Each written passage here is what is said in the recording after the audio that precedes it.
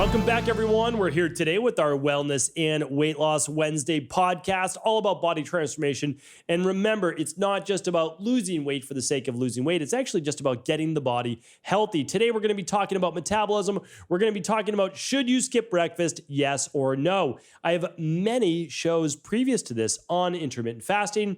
I have many shows on should you skip breakfast or not. What time should your breakfast start? If you are not skipping breakfast, should it start at 6 a.m. when you wake up, or 8 a.m., wait a couple hours, or 10 a.m. in the morning, or should you just skip it altogether and wait until noon? Or should you do a 1 meal a day diet later at night? Again, I have podcasts on all of these. They're at stephencabral.com/IF.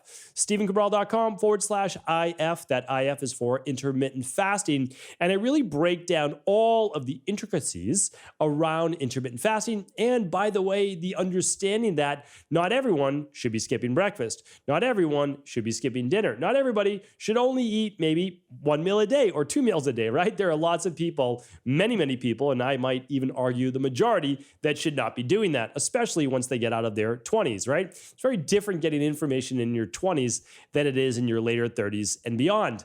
But let's get into today's topic. So today we're going to be talking about skipping breakfast, yes or no. And so I'm not going to go through all the different hormonal changes in the body when you skip breakfast. I've spoken about that before. I've spoken about the increases in cortisol, the increases in dopamine, when you're fasting, all of the different hormones about that. We're not talking about that here today. We've done a show on that. You can go back and you can check that out, and I'd love for you to do that. I will link the pertinent shows. Why don't I do that? The breakfast shows. I'll link those at stephencabral.com/2315. stephencabral.com/2315. That's where the research from today's show will also live as well. So the bottom line is this. I always like to state this before the show because so many people tie their entire being, their dogma, their career into a diet. That's the wrong thing to do. If you have a career in the fitness-based profession, the health profession, the nutrition profession, it should be tied around helping human beings, helping your patients, helping your wellness clients, helping your coaching clients, personal training clients, etc.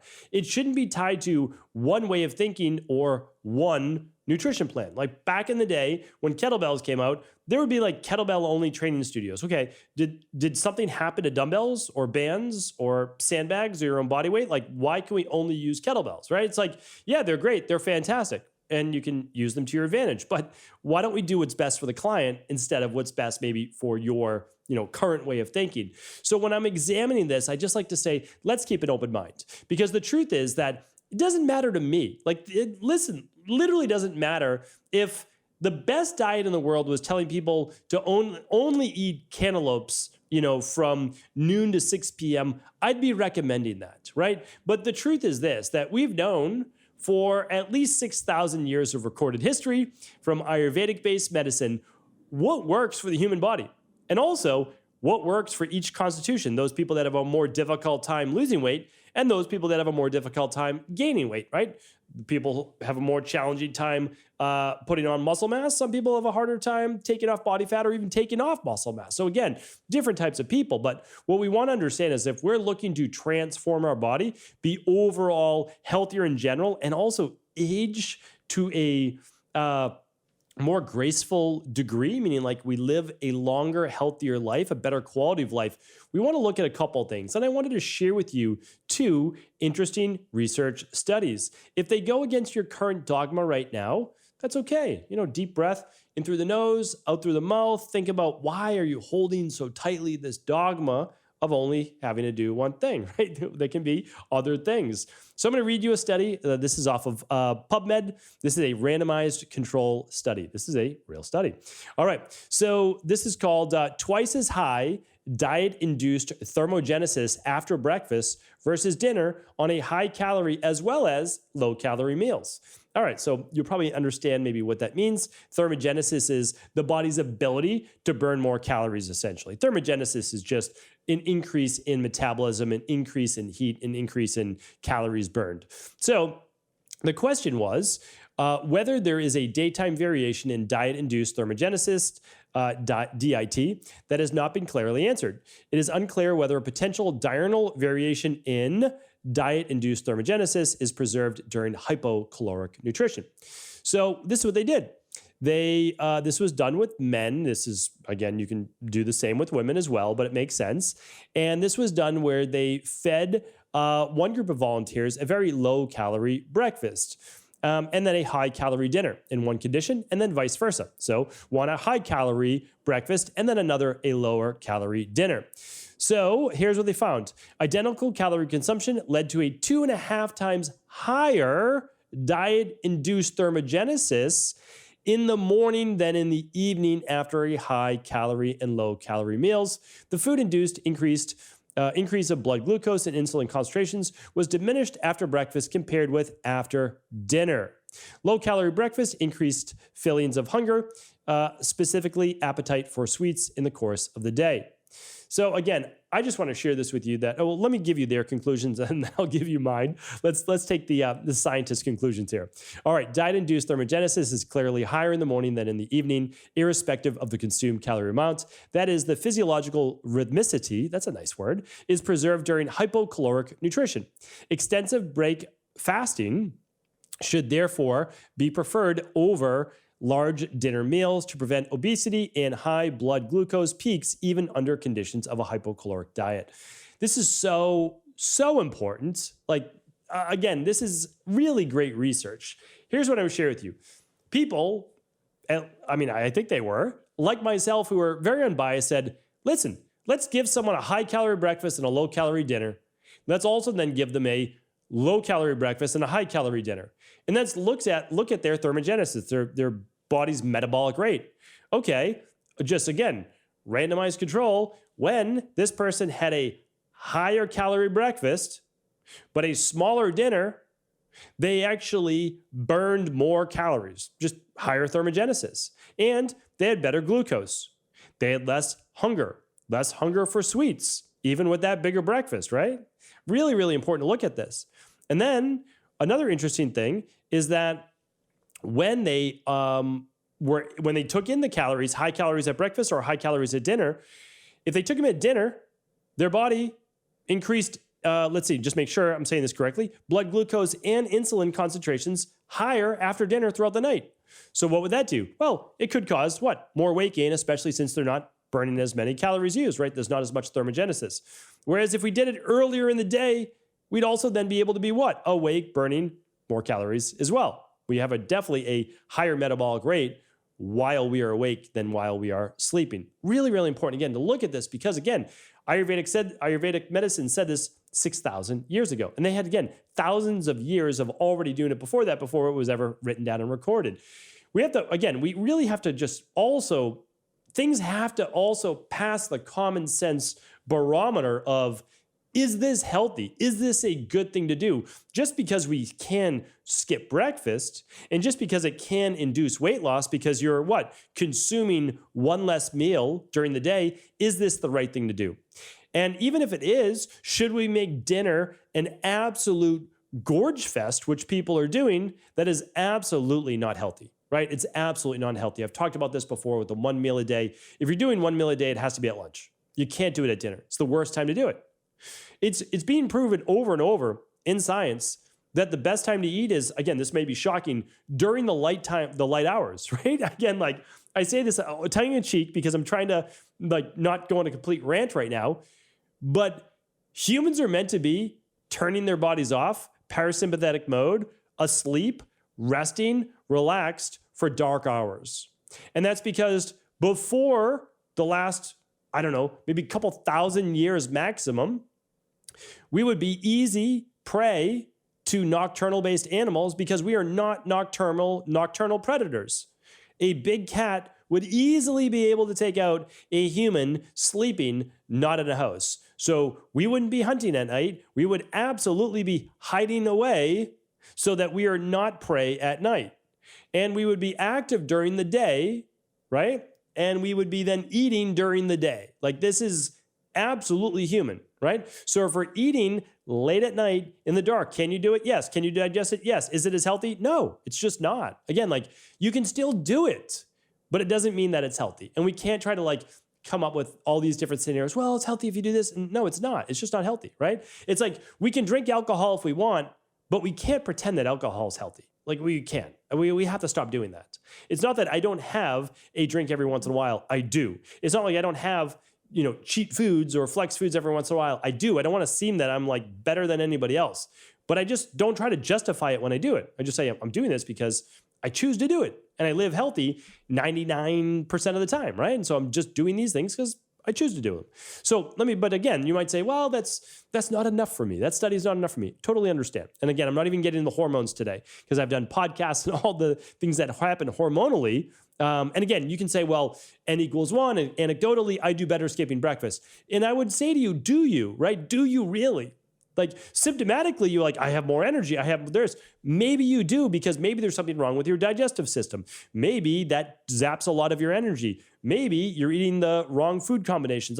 Like there's all sorts of things to look at. And also dopamine increases when you're fasting. Cortisol can increase when you're fasting. So again, please go back to, are you really healthier? Not just symptomatically, because those symptoms could turn on you 8 months from now, 9 months from now, or for a lot of women, 6 weeks as you start to go super low carb or skip breakfast, et cetera. So again, I'm just sharing this with you because something in the beginning doesn't necessarily meaning like you symptomatically feel better, doesn't mean physiologically you actually are, because your body can compensate in absolutely amazing ways. So you just run a hormones-based test, right? Like literally run a stress hormones metabolism test.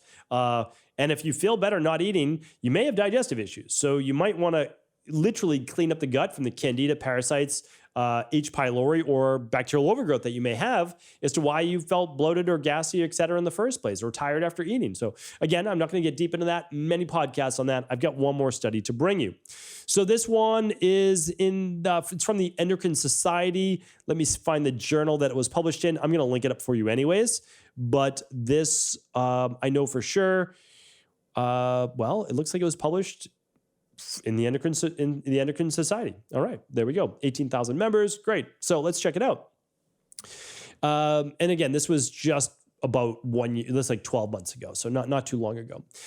Intermittent fasting. Let's give you the headline. So eating before 8:30 a.m. could reduce risk factors for type 2 diabetes. Again, I'm not telling you to eat before 8:30 a.m. I'm just sharing the study.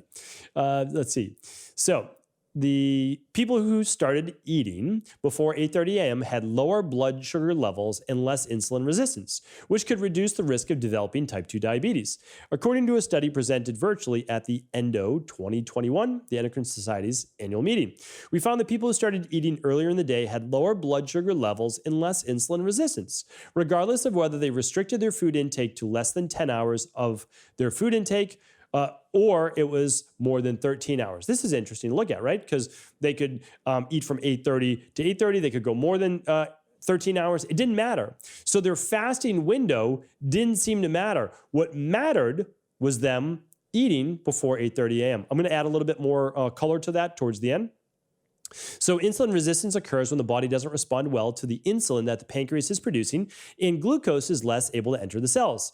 People with insulin resistance may be at a higher risk for developing type 2 diabetes. Both insulin resistance and higher blood sugar levels affect a person's metabolism, the breaking down of food to its simpler components, proteins, carbs, and fats. Metabolic disorders such as diabetes occur when these normal processes become disrupted.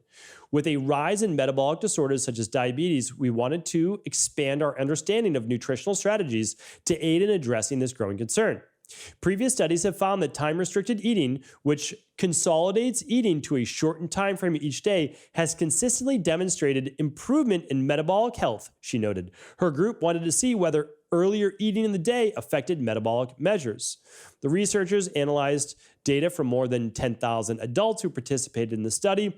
The participants moved into 3 groups of total food duration: 10 hours, 10 to 13 hours, or more than 13 hours a day of food intake. They then created 6 subgroups based on eating duration, meaning they had the same groups, 10 hours, 10 to 13 hours, or more than 13 hours. And then they created another 3 groups that also did the same exact windows, but they started eating before 8:30 a.m. And then the other group simply ate after 8:30 a.m. They then analyzed this data to determine if eating duration and timing was associated with fasting glucose levels and estimated insulin resistance. Fasting blood sugar levels did not differ significantly among eating intervals. That means 10 hours, 10 to 13 hours, or 13 plus hours per day of eating didn't really dysregulate their blood sugar too much. Insulin resistance was higher with shorter eating interval duration. So that means people who only ate for 10 hours over the day, again, you know the 10-hour windows, the 12/16s, et cetera, or I should say 8/16s. Those people who ate in a shorter window had a higher level of insulin resistance, but lower across all groups with an eating starting time before 8:30 a.m. Very interesting. So these findings suggest that timing is more strongly associated with metabolic measures than duration and support early eating strategies. Look at that, right? I mean, again, I was not looking for a particular outcome. I read the science, I read the data, and I'm like, okay, does this also make sense across the thousands of other books I've read on endocrinology, hormones, metabolism? And I have to tell you that it does. It just keeps coming back to humans were meant to eat as they needed fuel for their body. In our Western-based mindset, we say, no, I don't need to eat. I can just push through this with what? Some caffeine, some coffee in the morning to get me going, and that's all that I need. Sure, it's all that you need symptomatically, but it's not all your body needs physiologically. And there's a big difference because caffeine will give you get up and go. What does caffeine do? Well, it spikes norepinephrine, adrenaline, dopamine, cortisol levels. What does cortisol do? Well, it's a glucocorticoid. What does that do? Well, it breaks down liver glucose. So it's going to break down stored glucose anyways, which is why caffeine, I've got a podcast on this as well, does coffee spike your blood sugar? It may or may not. Again, you have to test. Very interesting that it could just raise blood sugar levels anyways. But what does all this do? This is a metabolic stress. So I've talked about this before. I truly believe that intermittent fasting is the closest thing that we have right now to the fountain of youth. I truly believe that right now. Again, I think heat therapy is great. Cold therapy, not as great as heat therapy, but can be really great. I think intermittent fasting, big part of the equation. I think certain nutrients that help improve the mitochondria, absolutely great. Breath work, great. Like, I think there's a lot of great things. Intermittent fasting is up there. There's no doubt about it. And I'm an advocate of longer intermittent fasting, just not necessarily every single day of the week. So these studies show, though, if you're going to continue to put undue stress in your body on a daily basis and work through, especially the morning with just straight caffeine, not a good idea in the long term. So that's all that I'm trying to do is share with you is that we can get away with certain things and we can even feel well doing them, but physiologically that does not mean we're on the right track. So I also ask people I always ask them why. If you're going to skip breakfast, my just ask to you is why are you skipping breakfast? That's it.